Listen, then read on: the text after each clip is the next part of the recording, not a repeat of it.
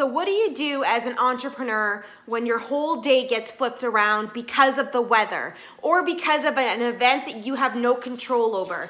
So today in Ontario, it is a blizzard here, and it's supposedly one of those record-breaking blizzards that doesn't happen often in Ontario. So what do you do about the meetings that you have booked? And then your day kind of dissipates because people don't want to go out and drive because it's dangerous to be driving out on the roads right now. And it's one of those things. So what do you do as an entrepreneur?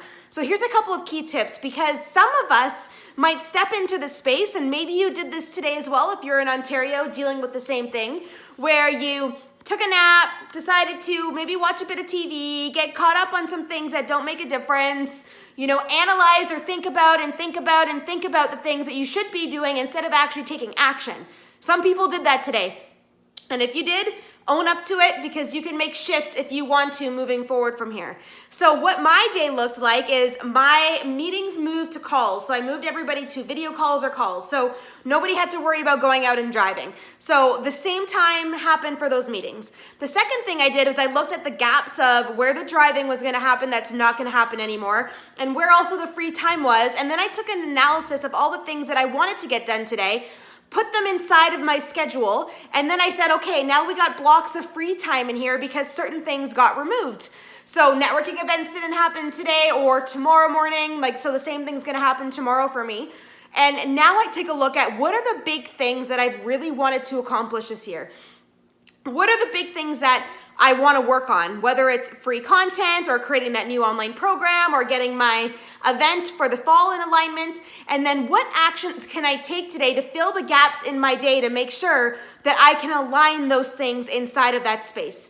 So that's what I did to take a look at how you can capitalize on being snow-dayed in or stuck in. Now, if you have kids, it's a little bit different because now the ball comes into your court to have to take care of the kids. But maybe you can make arrangements with other parents that are home to have your kids go there for a few hours so you can still get work done.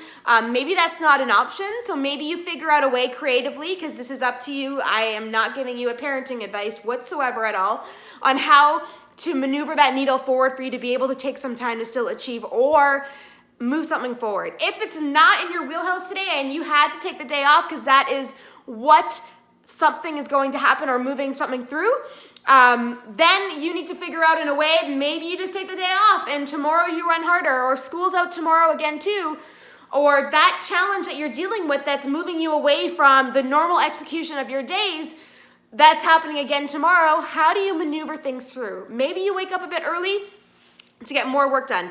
Maybe you plan your evening to get more work done. Maybe you have a lunch break in there. I'm not really sure about how your structure works, but there's always a way.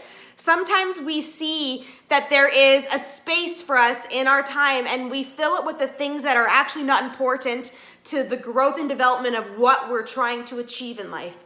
So think about that. What do you do when there's a blizzard outside and you live in Ontario currently and you could just curl up on the couch and read a book or watch TV or watch the movie that you've been wanting to watch for a while, but instead you take action and move things forward? That's power, my friends.